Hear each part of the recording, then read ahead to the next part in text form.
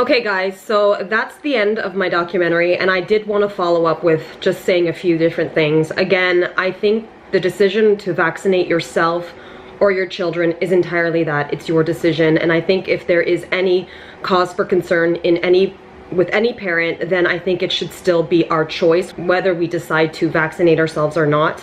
I don't think vaccinations should ever be mandated, because I think once you do that, you're taking away people's free will and liberties, and that's another issue that I have with mandated vaccinations. However, on the flip side of this, I've said it before and I'll say it again, it's not necessarily the idea or the premise of vaccinations that really bothers me. What bothers me is the fact that there is enough circumstantial evidence to prove that vaccinations in fact are not safe for everyone. That's not to say that you shouldn't vaccinate yourself or your children if you feel that is what is right for you. I'm just saying it just doesn't feel right for us. And I hope that enough of you would understand that. And I know when I first filmed this video, you know, what I said was like a year ago when I filmed it, 2 years ago when I wrote it, I think my mind has changed a little bit on how I perceive vaccinations now. I realize it is a very touchy subject for a lot of people, especially for parents who have vaccinated their children. And by all means, I don't think it is, I'm not here to point fingers or blame people or anything along those lines for, you know, to try and say to parents, you know, you're a bad parent because you decided to vaccinate your children. I'm not going to be like that. In that case, if I was going to be like that, I'd be exactly like these other people who go out there and trash on people and use these very derogative terms like anti-vaxxer and you're an idiot, you're going to kill the world, and because of you, my child's going to die and all that. I'm not about hate. And that's the thing. No, I'm about pro-transparency. I'm about pro-science. I'm about pro-freedom of choice. So again, if you've decided to vaccinate yourself or your child, then by all means, that's what you've decided to do. But as I was saying, again, if there is a risk, I think it should be people's individual choices as to whether or not they want to vaccinate themselves or their children. On the flip side, I know I did come into this video a little aggressive. Maybe that was my fault on my part. It's just because with the Lyme vaccination, I do feel very strongly about this one, only because I think there is just so much that is understood about Lyme disease, and the fact that doctors don't believe in it, and the fact that we've gotten so much flack over the last, you know, 10 years, not even, it wouldn't be 10, it would be 8. The idea that we just gotten so much flack over the years about Lyme disease from doctors, and the fact that they're just now coming out with a vaccination goes to show that, you know, when the tables have turned and now it's to capitalize on the suffering, they have decided to come out with a vaccination. But yet when we've tried to find a doctor that would help us with our Lyme disease, nobody would listen. So yes, that does make me very, very upset. It also aggravates me that they're going to now spend all this money and funding to go towards a Lyme vaccination, which in most cases is probably not going to be effective, because if you struggle with Lyme disease, you'd realize that it's not the Lyme disease in itself that really gets to you over time. What it is the fact that there are just so many co-infections that come along with this illness. So unless the vaccination is going to target all of those individual problems, I don't see it being a huge success as they claim it's going to be at preventing Lyme disease. If they can't even diagnose the illness, and if this is the way this vaccination is supposed to work, that seems extremely advanced. I know we're in the times of the technological age where we're building robots, humanoid robots and stuff like that. But, you know, when it comes to Lyme disease, the fact that they just can't find it in people very effectively or easily, but yet this vaccination is supposed to be able to destroy the bacteria before it enters into your body, that seems like wishful thinking if you ask me. The other thing in that instance, which has made me upset about it, is that where did this funding just recently come from? Because I know there hasn't been much funding. I believe the last time I checked, there was like, when it comes to the AIDS, I think AIDS research, we get like 1 to 2% of what they get for Lyme disease.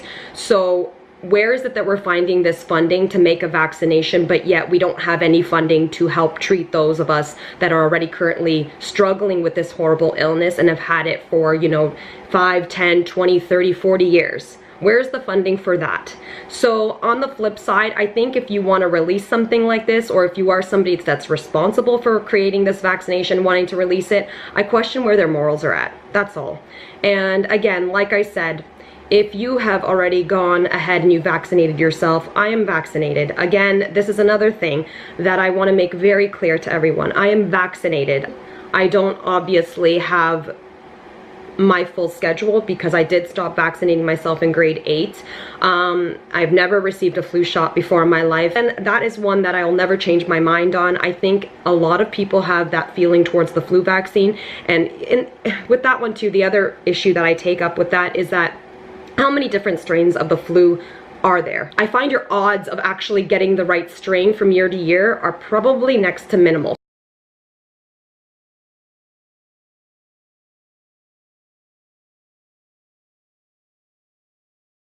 The other thing that I want to point out that I maybe didn't mention, I mentioned it very briefly in the documentary, is the fact that yes, do I think that maybe some vaccines have helped over the years? Perhaps. I don't know. Again, the evidence to support certain things has been very skewed over the years. Just like I mentioned with polio, you know, for the longest time I had always assumed that polio was an absolutely deadly disease. And for some, yes, it definitely is. For 1 to 2% of the population that did contract polio, it became paralytic polio. But I've read that, again, paralytic polio was actually an adverse reaction to getting the polio vaccine. For some it was just genetics perhaps. However, the idea that most people contracted polio and that many of us could be walking around with it right now and be immune to polio in itself kind of shows you that there has just been some misinformation that's been told to us over the years. Again, I've told you guys in the past, and I'll tell you guys again, our channel is about helping people. It's not about trashing people. So again, all these things that I talk about are my own personal experience, my own personal opinions, my own personal views on these particular subjects. So again, I would appreciate that we don't have the bashing and the trashing back to us. Again, I'm not against what you've decided to do with yourself or your children. I think everybody needs to learn from their own experiences, and I would be downright crazy to tell you how things are and that I'm absolutely right and that you're absolutely wrong, because that's not how the world works. The world works by growth and by learning from your own experiences. So that's what I would tell you to do. I would tell you to do your own research and do what's right for you and go on what your gut instinct tells you about the situation. The other thing I have an issue with is a lot of people say, you know, well, we were all vaccinated. What's the problem? Why are there so many anti-vaxxers today and whatnot? And you're absolutely correct in saying that. We were probably all vaccinated. Any of us that are in our 30s or 40s, we were vaccinated. But I guess the other problem that I see with that is that if we're all, you know what, I don't want to even say fine today, because I think amongst even a lot of my own friends, we have all come down with autoimmune diseases. And for any of you who think an autoimmune disease is any better than contracting polio, again, I don't have direct experience with polio. Smallpox is a horrible one.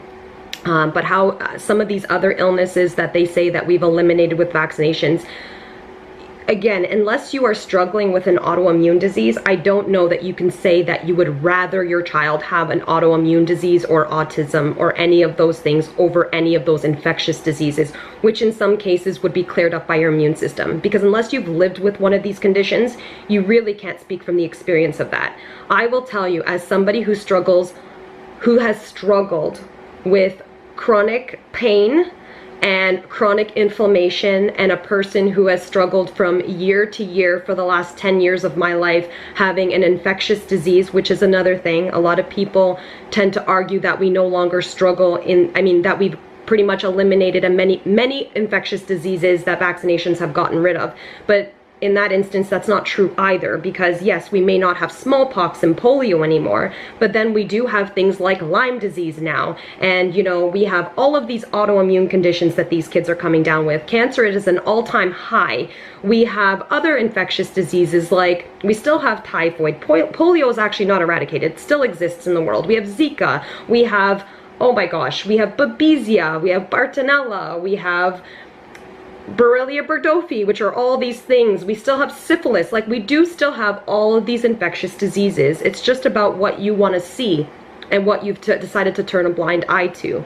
And in that instance, as a person that's struggled with a lot of these things, I don't know if I would say personally, coming from somebody that's has chronic conditions, I don't know if I would have rathered my parents have not vaccinated me and me taken my chances with potentially having to deal with all these things. Am I happy to be here? Am I happy to be alive? Do I love my life? Absolutely.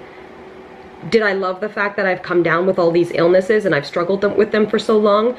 No. But have I learned from them? Yes. Have I grown from them? Yes. Do I have experience with them? Yes. So can I speak about this? Yes. I just think that a lot of people decide to voice their opinions when they really haven't had that experience. And I think the reason why I decided now to put this out there is because, again, like, we did get vaccinated. I did get vaccinated. I looked at my schedule. I think I've had 12 vaccines. But, you know, the mandates, and I don't want to say mandates because vaccinations are not mandatory in Canada. I've looked that up, and the fact that my mother was fear-mongered into getting me vaccinated in grade 8 was completely wrong on the part of the school. And forcing her to take me to the doctor to get vaccinated. They really had no right to do that. But on the flip side, kids are not getting 12 vaccinations anymore.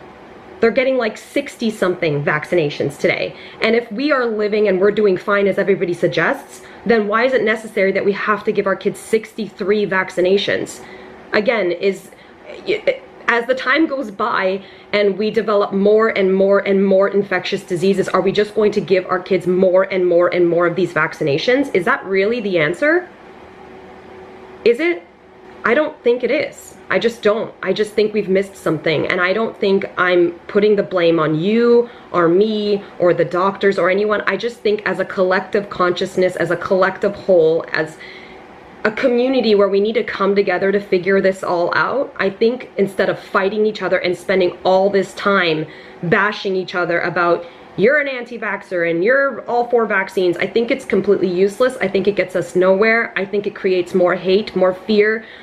And I think that's the complete opposite of where we need to be heading in the future in order to make this world a better place. If you've sat through this, I do want to tell you thank you so much for watching. I hope you will subscribe, or if you're subscribed, you'll stay subscribed, and that this hasn't made you too upset, because again, this is not the purpose. It's not the purpose of what I do is not to upset you. It's just basically to open up people's minds. It's just to open up to the possibilities that everything that we've been told, or perhaps that our science is changing, and that there are better ways nowadays, and that maybe perhaps everything that we've been told in the past is not exactly complete facts. Again, like I've said before, I think to say things are an absolute fact is a misguided perception in the first place. I think if we can just open our minds and work together, we can actually get to the bottom of this. And this is something that I've wanted to see for a very long time. Like I've said before, I'm 37 years old. I stopped vaccinating in grade 8. So it's something that I felt very strongly about for a very long time. And for a very long time on social media, I battled people back and forth in regards to this topic. And I realized it was getting me nowhere. So I decided for the last 3 or 4 years, I haven't mentioned much on my Facebook or any other social media about vaccinations, because I could see that it wasn't getting me anywhere. So I decided to stop, because again, like I've said before, I'm not about fear-mongering. I'm not about telling people they're wrong. I'm not about trashing people for making their own decisions and having their own experiences. I'm a new person now, and I'm about trying to understand people's perspectives so that they hopefully will look at the other side and try to understand where I'm coming from as well. So with that said, I'm gonna close out this video. Thank you so much for watching. Bye-bye.